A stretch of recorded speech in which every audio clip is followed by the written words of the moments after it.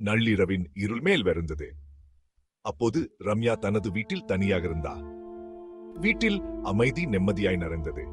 பக்கத்தில் உள்ள காட்டின் மெல்லிய சத்தங்கள் மட்டுமே கேட்டது.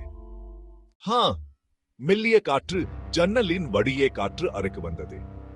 திடீரென் ரம்யா ஒரு மெல்லிய சத்தத்தை கேட்டா. அது வெறும் காற்றின் சத்தமா நினைச்சு மீண்டும் புத்தகம் படிக்க தொடங்கினா. அதன் பின்பு சத்தம் திடீரென தன் நெருக்கமாக வந்தது. அந்த நொடி ரம்யாவின் இதயம் திடுக்கிட்ட தொடங்கியது. மெல்லிய குரல் ஒன்னின் சத்தம் கேட்டது. ரம்யா என ஒரு சத்தம் சற்றே மெல்லியதாக கேட்டது. அவச்சே டீம் ஸ்ரீம் கா. அவர் முழுவதும் பயத்துல துடித்தா. யார் அந்த பாதியில்?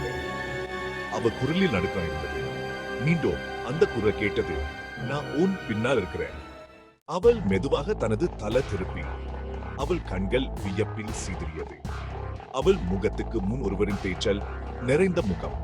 அவனது கண்கள் இருளில மிளிர்ந்தது. கேக் அந்த முகம் மெதுவாக பேசி, நான் இங்கு வந்து உன்னை அழிக்க. அந்த வார்த்தைகள் கேட்டு ரம்யா காத்திரமாய் ஓடினா. அவள் கதவை திறக்க முயற்சிக்க கதவு திறக்கவில்லை. அவள் விலை மதிப்பேக்கை தாண்டி அந்த அறையில முட்டி விழுந்தா.